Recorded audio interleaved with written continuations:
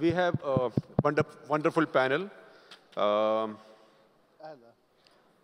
and I don't want to take too much time to cut into the time that they must have, because when do I get to moderate a panel with three former heads of state, and each of them a global statesman in his or her own right. I use statesman as a gender-neutral way.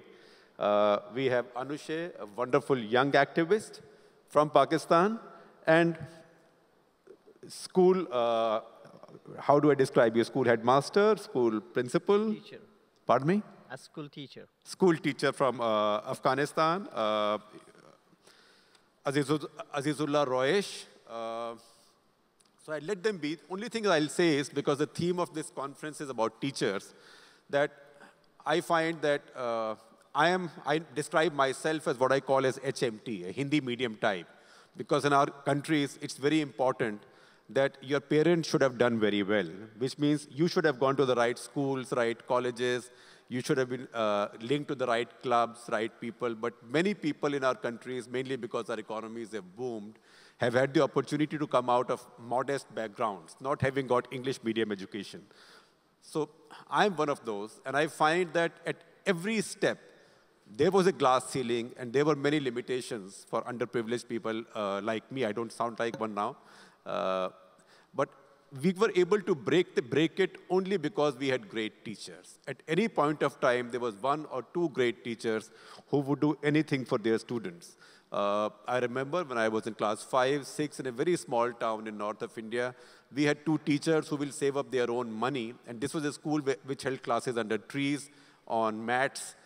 They will save their own money and go to Delhi once a month to buy old copies of Time and Life magazine from the flea market and bring them to us so we could read in the 60s. So there's always teachers who have a big heart and who make big sacrifices and big contribution. In fact, I was in South Africa last week, and I saw a wonderful large hoarding that said, if you are reading this, thank a teacher for this. So, sir, the most important, the teacher, and Anusheh, a young activist, a youth activist. So I will not take too much time. I have President Obasanjo of Nigeria, former President Obasanjo of Nigeria to my left. I don't want to repeat the 8 questions. I think you can all see them. But particularly the first question, what can leaders and the international community do to protect students and learners? Because, sir, now the bad guys, terrorists, because terrorists are not irrational. They are very smart people. They've realized that the best way to hurt the rest of the world and the best way to get headlines is to target children.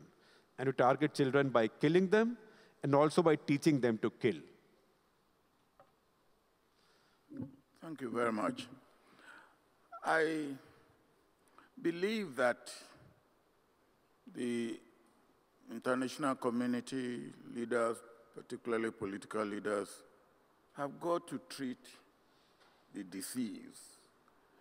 I see the attack on schools, particularly in areas where we have terrorists, Nigeria, Pakistan, Kenya, and such other places. We have to treat the disease. The disease is rather than the symptom. The action of the terrorists on schools is the symptom. The disease is what actually brings about terrorism. And until we can deal with that and put that to rest, whatever else we do will amount to like treating headache that emanates from high blood pressure. If we do not treat the high blood pressure itself, the headache will be on and off. And the situation, of course, in the countries where we have terrorist activities is slightly different from the situation in a country like the United States of America, where the insecurity in schools, the attack of schools, is essentially due to the ease with which you can have access to guns rather than the issue of terrorists. So I believe that the community, international community, and the international leaders and national leaders have to deal with the issue of cause of terrorism, real and perceived injustices that lead to terrorist activities. But what can we do? I believe the beginning must be within the local community before we talk about the international community. The local community where schools are located, whose children are really the victim, must be the one that will be at alert, they will be vigilant, and they will take the security of the schools and their children in their hands. And there's a lot of ways that that can be done. Sir, you have a good point that, if you have toothache, it's because of blood pressure. No point giving toothache medicine, treat blood pressure. But that happens in the long run. Right now, you have to treat the toothache as well. So, Mrs. Kumaratunga, you've dealt with toothaches and blood pressures and much more. She's a real heroine. She and I go back more than a quarter of a century. She's one of the bravest human beings I know.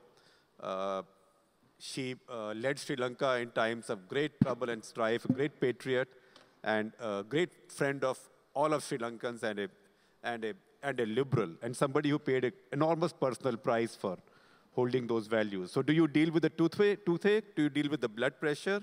Or do you deal with both? Thank you. I would say that one has to deal with the toothache, of course, because otherwise the patient will be suffering. But at the same time, we have to very quickly ascertain the root cause for the toothache, whether it was blood pressure or something else. And the root cause of terrorism in each country is different. And that has to be dealt with. So when we talk of school children being targeted in various parts of the world by terrorist organizations, we have to first see, or at the same time, see what the root cause or causes for that terrorism in that country are, and deal with those in a very serious and committed manner. Then not only school children, everybody else would be safe. Obviously, it's a new phenomenon that school children are being targeted. We had supposedly the world's most ruthless terrorist organization in Sri Lanka, fighting the state for 2.5 decades, but they never touched children, school children or children. So, why is it that only in some parts of the world that certain specific types of terrorist organizations are targeting school children? I think we all know why, because they have a religious fundamentalist theory or belief that girl children should not learn. So but not only do they target children or women children, girl children, they also target everybody else. So, I think rather than looking at only the problem of school children being targeted by terrorists, we will have to quite definitely look at the root cause of terrorism in those countries, and it's up to the government and civil society to find solutions to those problems. Anusheh, why do terrorists target children? And what's your view on these root causes, on this toothache versus blood pressure situation? Thank you so much. I personally feel that we need to understand that terrorism arises from two different things. And in my opinion, number one is illiteracy, which brings us back to education, and number two is poverty. These issues are very tightly connected. Like there is this statistic which says that if we educate one child, we are in reality bringing 12 out of poverty.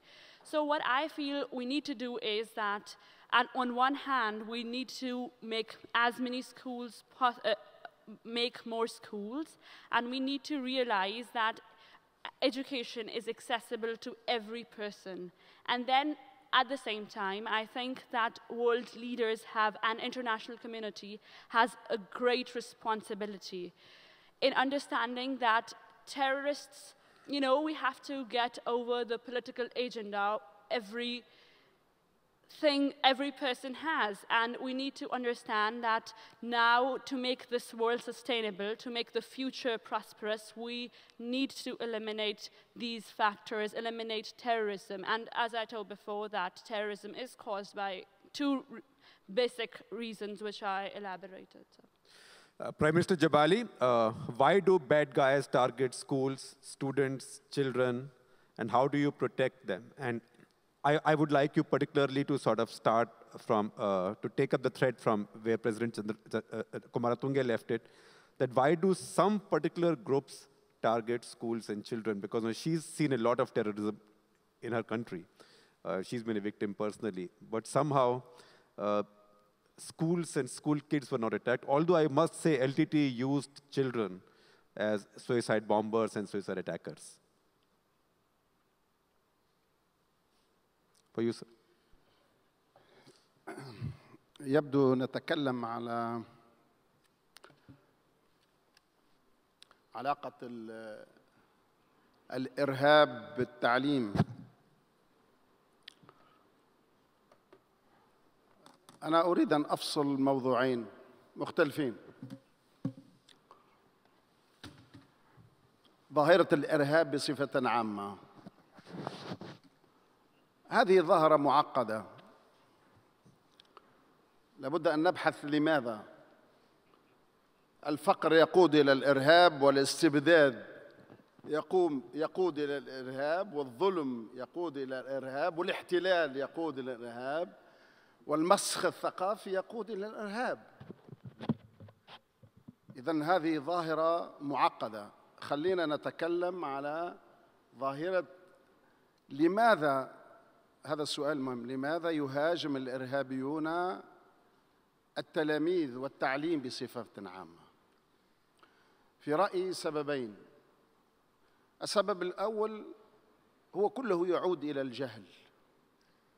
السبب الأول أن في اعتقادهم أن هذا التعليم مخالف للدين أو مخالف للهوية، يدعو إلى هوية أخرى، فكأنهم يقولون نحن هذا التعليم يخرب مجتمعاتنا. السبب الثاني هو الإرهاب يعشش في العقول الجاهلة الغير متعلمة. أما السبب الأول فلا بد من أخذ الاعتبار أيضاً بجانب هوية المجتمعات. يجب أن لا نصدم في البرامج التعليمية، نصدم الهوية للمجتمعات. لابد أن لا ندفع الإرهابيين إلى ردة الفعل. الثانية، يقصد الإرهابيون بمهاجمة العلم، فلا بد من مزيد العلم، مزيد الانفتاح، مزيد تعلم اللغات، مزيد التربية، لأن الدين الإسلامي، وهذا لأن المنطقة التي يقع فيها هذه الأحداث هي منطقة عربية إسلامية خاصة. لابد أن نرسل هذه الرسالة القوية أن الإسلام رفع من شأن المعلم إلى درجة أنه شبهه بالنبي. ويقول الرسول صلى الله عليه وسلم: اطلبوا العلم ولو في الصين. يعني في ذلك الوقت مكان بعيد. إذن لابد من تسفيه مقولة الإرهابيين أن العلم مخالف للدين. إذن مزيد من العلم، مزيد من انفتاح. أما ظاهرة الإرهاب فلا يجب أن نتكلم فيها بهذه البساطة، هي ظاهرة متشعبة. شكرا. So, knowledge and science are not in contradiction with religion. The Holy Prophet said that get knowledge from China if you need, if they have knowledge, and China was then seen to be very far away. So there is need to educate terrorists and societies. أقصى الدنيا. Yes, the other end of the world, yes. So somebody who's seen it, you know, because now not only are students being targeted, but teachers are being targeted. And I would say that if you have to be a really brave human being, you have to be a teacher in Afghanistan. So usually Afghanistan gets the best say everywhere in the UN system because it's alphabetical. So because you always get the first chance, I thought I will keep Afghanistan to the last right now. So please do tell us some experiences and do tell us what can the rest of the world learn from Afghanistan. And do terrorists target schools and students because they see knowledge as their enemy or because they just want to make big headlines? Thank you.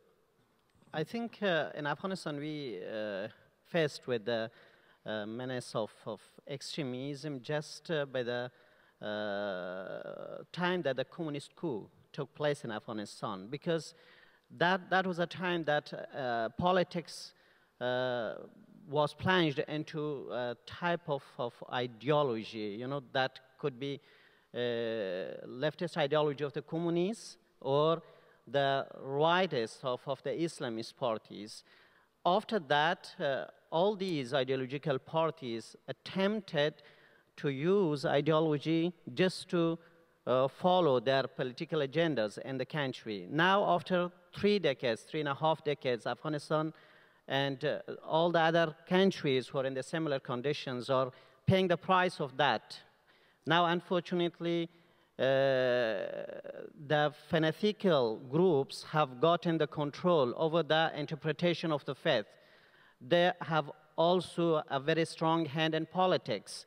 Now, they can do anything that they want under the guise of their faith or ideology and to threaten the people, not to even question about what they are thinking or what they're saying. This is a problem for us. My experience, because I was forced out of my school at the age of 10, just when the Soviets invaded my country. And I've lived through harsh times under the circumstances that were controlled and led by the Islamist parties at that time. Then I was a witness of the civil war. That was also a time that Afghanistan was plunged into a very bitter situation. Now again, we have problems of terrorism, of Taliban, of fanatical groups that they have control over certain specific parts of our country, and especially they're coming from Pakistan, from the other side of the border as well.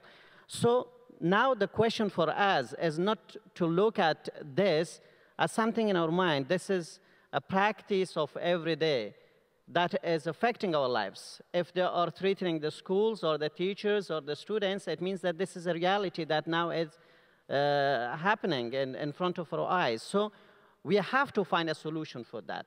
For me, as a teacher, for example, that I've gone through those harsh times, and then I try to find the counterbalancing challenge for these extremist types of ideas through education in my school.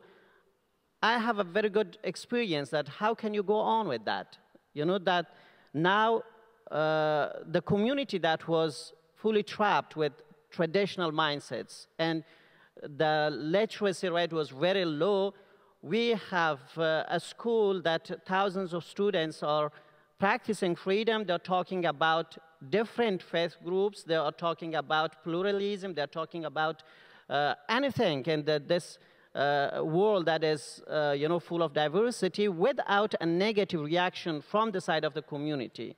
I don't think, don't claim that the fanatical clerics, for example, or traditional elites, they have, given up their attempts to curb, this movement, or to suppress or stifle the voice of the people that they are expressing themselves freely.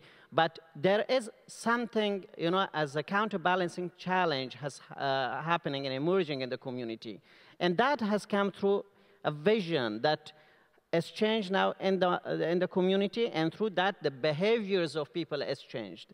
I think most of the problems that we have still, it lies in the governments or in the circle of these politicians, that they are not going to find the roots of these problems and to try to tackle the issue from the mindsets and the visions of the people. They're just going to use more pressures sometimes, or use political tools against fanatical views. And that has counterproductive, results, I think. So are the Taliban as hostile to modern education or westernized education, as it's called, as, say, Boko Haram?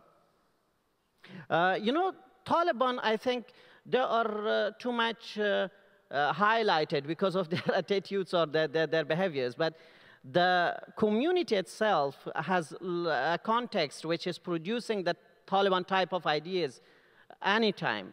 Most of the people that now you have in the government in Afghanistan, they have the same belief and the same idea as the Taliban. Just their political sides are different. Some are in this side of politics, and right. Taliban are in that side. For us, the problem lies in the culture and in the system of belief that the community has, and that has a long root in the history. And you cannot go on just with decrees or by pressures to change it. You have to go on to change the mindsets of the people, the vision of the people, till they themselves voluntarily step forward to get rid of violent attitudes. This is the problem. President Obasanjo, no group specifically targets modern education as much as the group in Nigeria. Not even the group in Nigeria.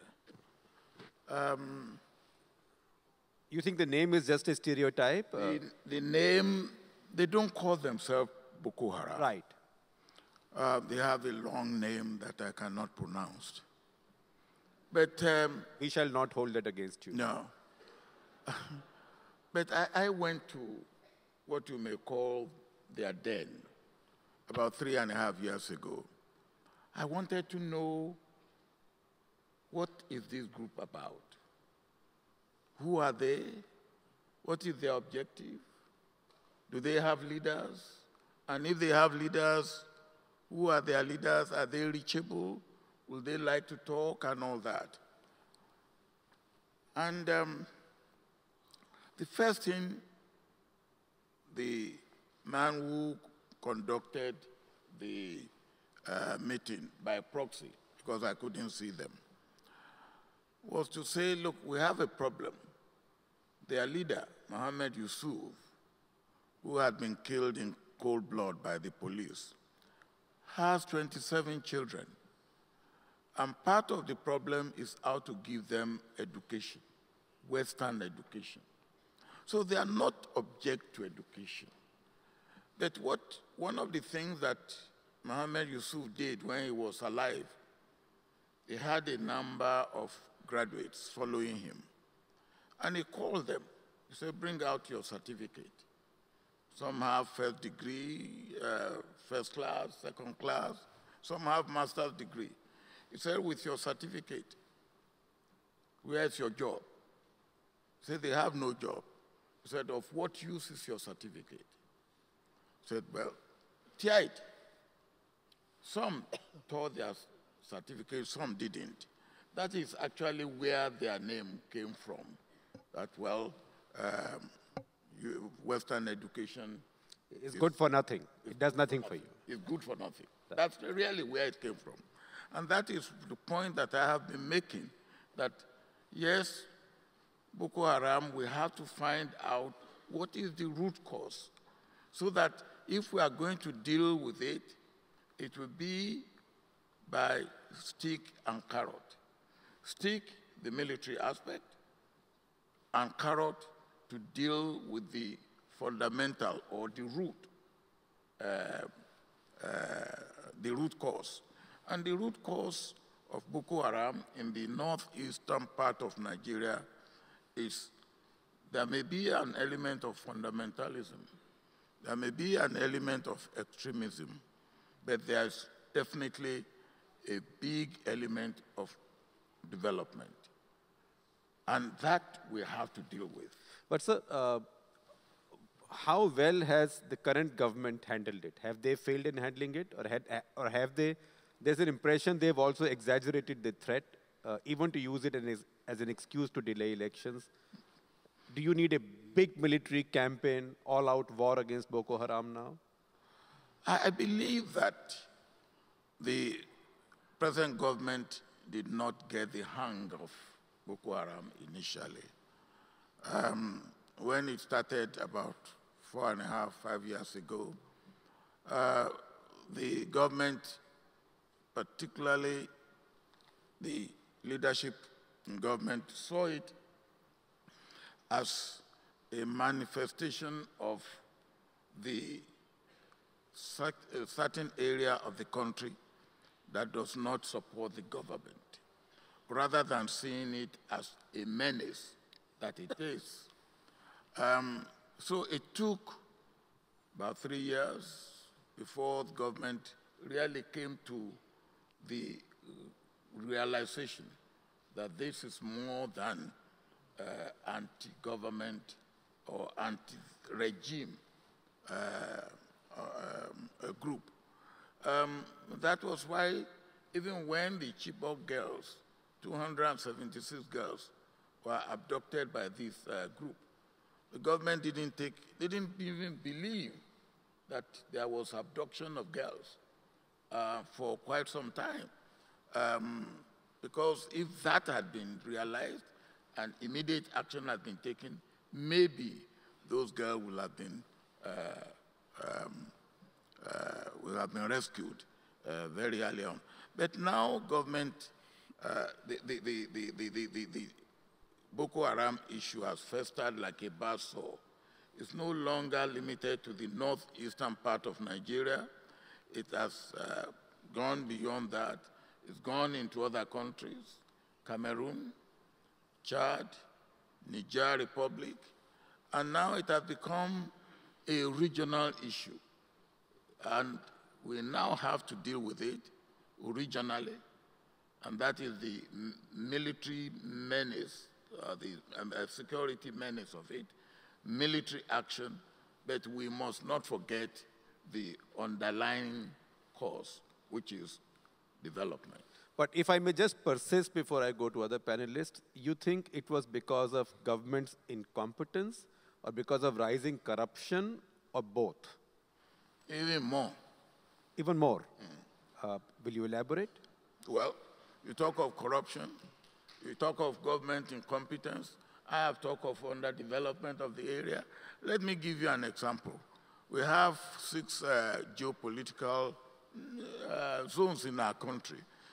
Southwest, where I come from, South-South, where the present president comes from, Southeast, Northwest, North-Central, Northeast.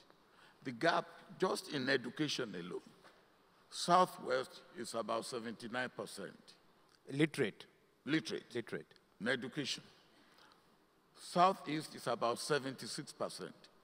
Northeast is 19%. 19. 19. So almost 1/5. Almost 1/5. So you can see that this type of gap does not make for unity. It does not make for peace. It does not make for security overall in the country. So we have to deal with that. And incompetence, corruption lead to lack of imagination and lead to bad governance. Prime Minister Jebali, your country has managed transition very well and fairly smoothly. Tell us something about your experiences. الحمد لله ليس لنا في تونس مشكلة مما يوجد في أماكن أخرى لا يعني أننا لا نهتم بهذه الظاهرة. في بلادنا أشياء أخرى في التعليم. لنا قاعدة منتشرة من المدارس ولنا متعلمين كثر، وربما هذا سبب من أسباب بداية نجاح التجربة التونسية. ولكن لسنا في مأمن من الغلو والتطرف وحتى الإرهاب. لكن بدي، لأنه وكأني أسمع الآن أو أفهم أن هناك متهم في قفص الاتهام اسمه المجتمع المحافظ أو التقليدي أو التعليم المحافظ، يقابله تعليم متطور حداثي. وهذه هي صورة مبسطة للأمر، وحتى ربما أفهم أن الإسلام أو التعليم الإسلامي هو السبب أو الإسلام هو السبب. هذا لابد أن لا نخطئ ولا نقع في هذا الخطأ. عندنا ما يكفينا من الحجج ومن البراهين في القرآن وفي السيرة النبوية، ما يكفي أنه الإسلام قام على العلم. اقرأ، أول خطاب يتوجه للإنسان للرسول، اقرأ.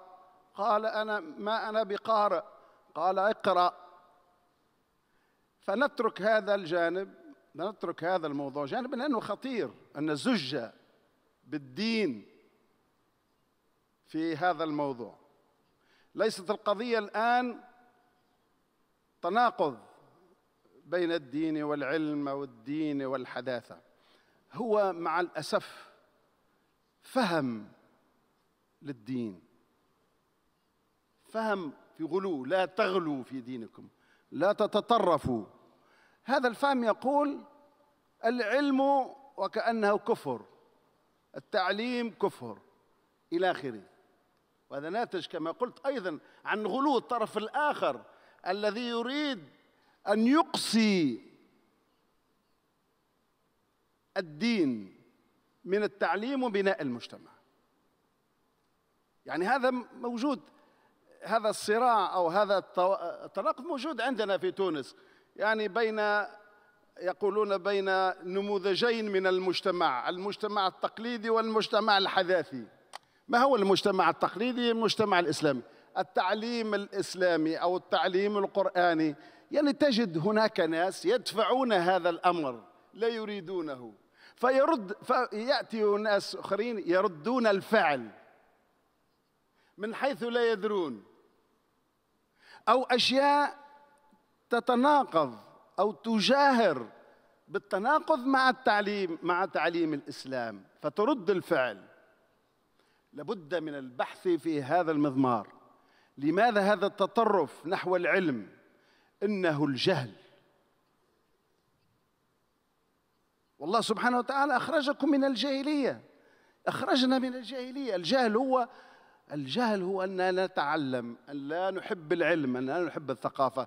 وبالتالي أعتبر أنه كما قلت في الأول لابد أن نمشي بعكس ما يريد هؤلاء يريدون أن يأخذوا التعليم والمتعلمين والمعلمين رهائن، لا يحبون العلم، لذلك مزيد من العلم، كما للدكتاتورية مزيد من الحرية.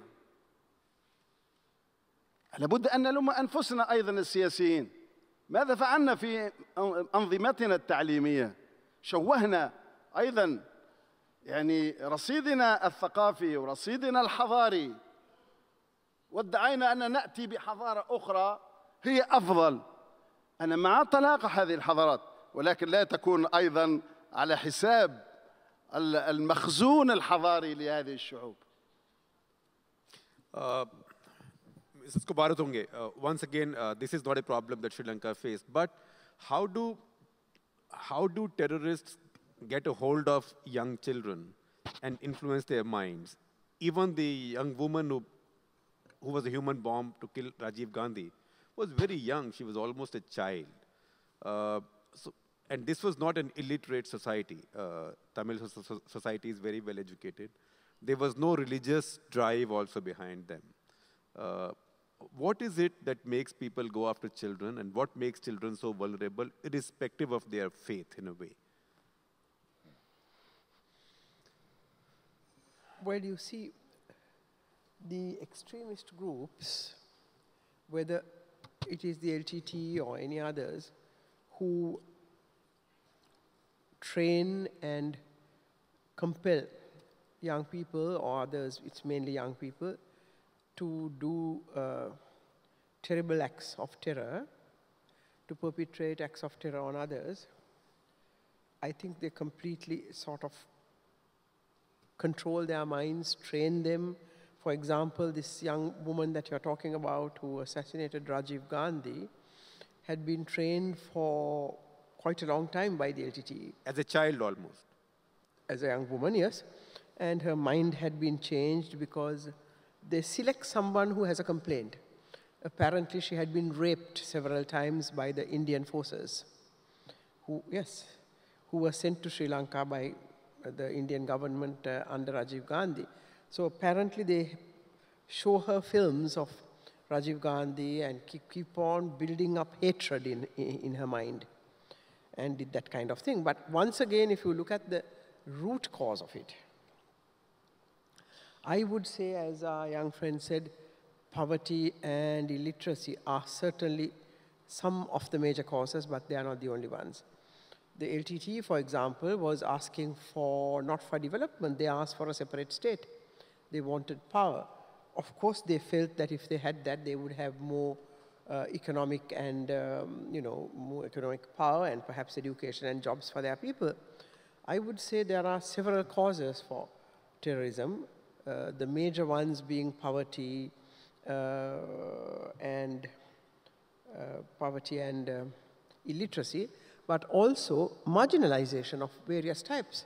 When some groups of a population, certain communities are marginalized and made to feel that they do not have the same opportunities as the majority community, then they start organizing themselves and fighting.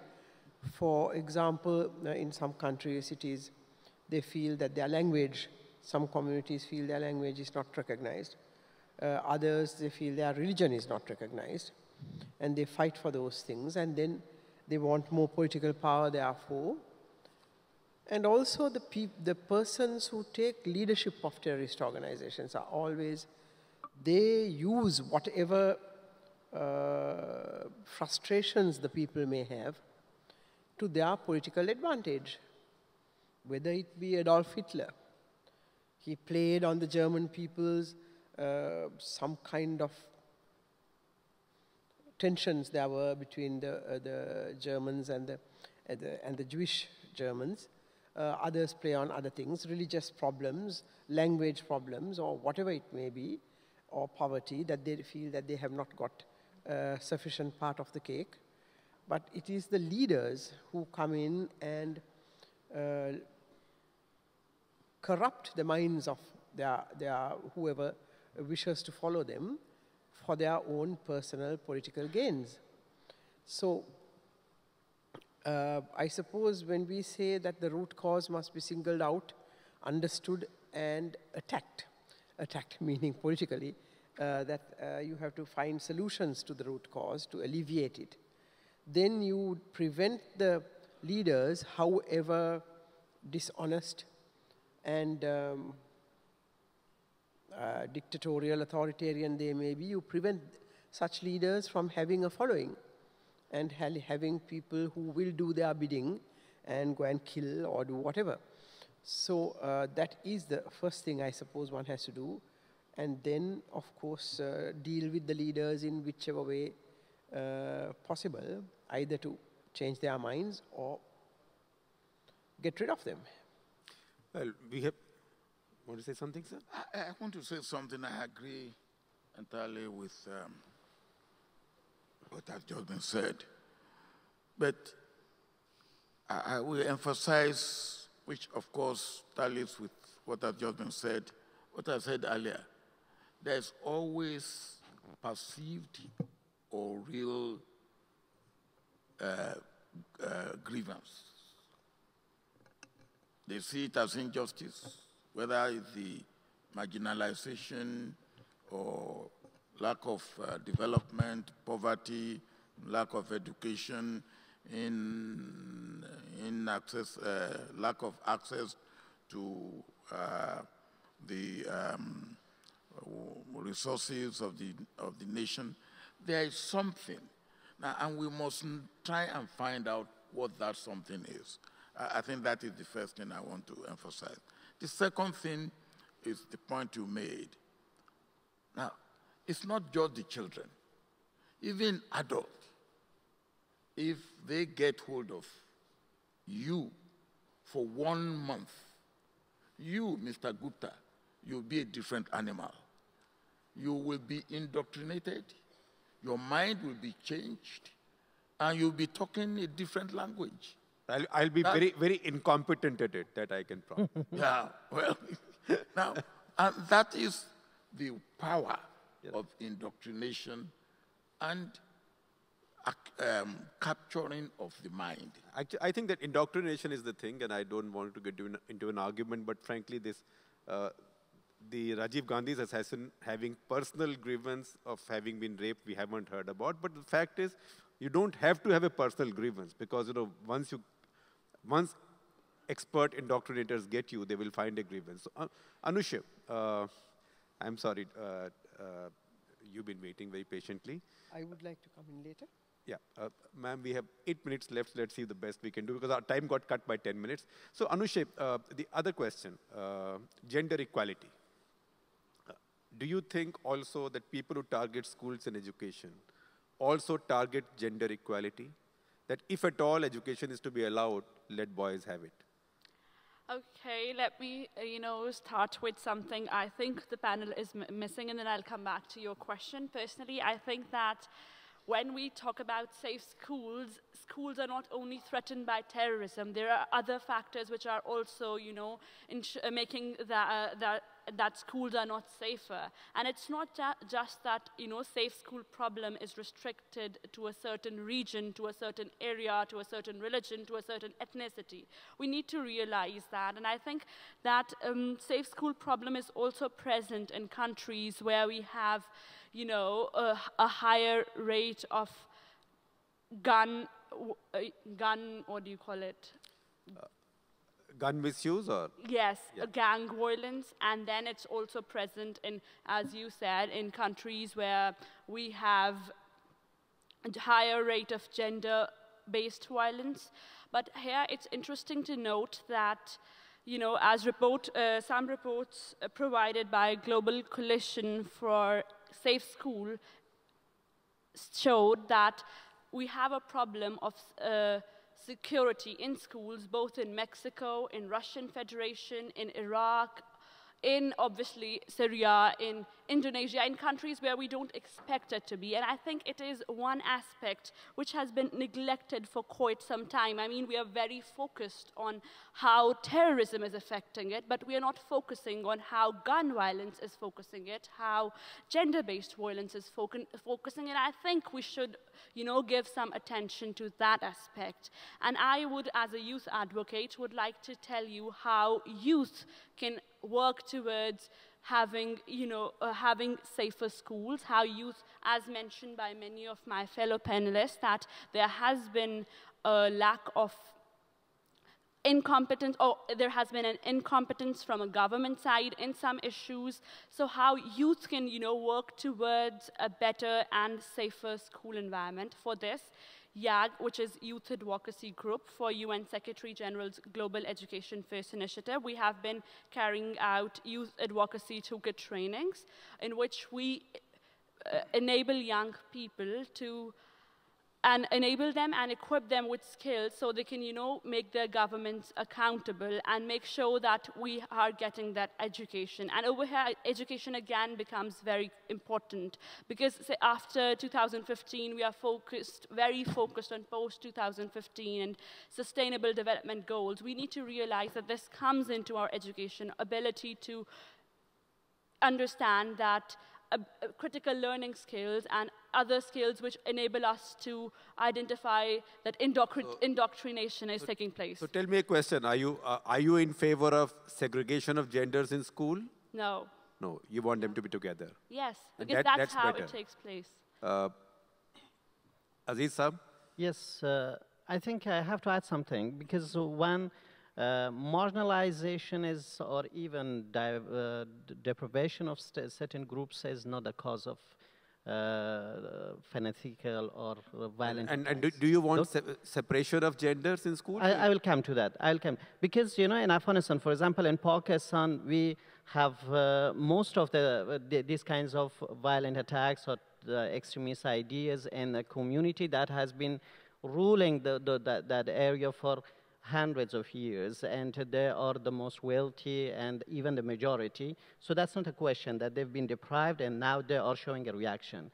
The other point is that look at the certain interpretation of faith. For example, in Pakistan, if we have around 8,000 madrasas, if each of them just train one single student as a terrorist, each year we will have 8,000. And that is enough, I think, to bring all those region into turmoil. You know, having boys and girls together in the classrooms, also to provide girls with a type of opportunity to have their active presence in everyday lives and, you know, our activities in life, that is a kind of interaction that enables the community to believe in certain ways that is homegrown to tackle with the issues of violence, of extremism, fanaticism, these things. And we have experienced that in our school and in the community. I think if you segregate boys and girls, you create or indoctrinate, if you term it that way, a kind of prejudice to be applied all the time. Because then this notion would come forward that only the man or the male part of the community can control everything. And that is not the way, I think, that you could get rid of extremism or fanaticism or these kinds of extremist ideas. Chandrika ji wanted to come in briefly because we just have two minutes left now. Very quickly. You know, there have been very serious studies done by... 30 seconds, ma'am. Sorry? 30 seconds. The researchers, Oxford University in India and all over, which have proved quite convincingly that it is various forms of marginalization when groups of people in a country, and normally it's the minorities, feel that they have been marginalized on, for some reason based on religion, language, ethnicity, and such like, or caste in some parts of the world. It is then that they organize themselves into groups to protest and finally sometimes become terroristic. Prime Minister Jebali, you want to add to this? And also on the issue of gender separation, are you in favor of gender separation in schools, or you want boys and girls to be together? هذا أيضا موضوع أصبح من التابوات. في الماضي كنا عندنا تابو اسمه الفصل. الآن أصبح عندنا تابو اسمه الوصل أو الاختلاط. وكأن هذا الاختلاط ردة فعل على الفصل. ما هكذا يجب أن تعالج قضايا المجتمع بردة الفعل. نبحث على الغاية من هذه. الغريب أن قرأت في دراسات أن هناك مدارس إنجليزية الآن رجعت إلى الفصل بين الذكور والإناث بحجة أن المردود للتلاميذ والطلبة أكبر في الفصل. ليس هكذا. لابد من بحث لماذا نريد هذا الاختلاط أو لماذا نريد أن نمنع هذا الاختلاط. أنا مع الوصل مع الاختلاط لأن المجتمع في حياته العادية الطبيعية مختلط. فلماذا نفصل في التعليم أو في القسم؟ لكن هناك ملاحظة هامة يجب أن يتم ذلك باحترام هوية المجتمع وتعاليم وتقاليد، ليس انتقاما لهذه التقاليد نخلط أو لا نخلط، يتم بالاحترام. وهذا من هذا جاء ردة الفعل المتطرفين. أنتم تريدون أن تفسدوا، يقولون تفسدوا المجتمع بالاختلاط. لابد أن نقنعهم ونقنع أنفسنا أن هذا الاختلاط جاء بإيجابية، بنتيجة إيجابية للمجتمع. We are out of time now, but before, so I am sort of waiving my right to give you a 10-minute speech and to sum up everything, because all the panelists have been so clear that they don't need summing up. But President Obasanjo, just a vote yes or no. Are you in favor of gender separation in schools, or you want them to be together? They must be together. In life, they are together. In home, they are together. Why should they be separated in school? They must be together. And because we didn't have enough time, we haven't had audience questions. We had 10 minutes cut off from our time anyway. So let me just ask for a show of hands from the audience. So audience participates. Those who want genders to be together in school, please raise your hands. That's almost everybody. And those who do not? No, not yet. Well, at least, it tells you that we have a completely co-ed audience right here.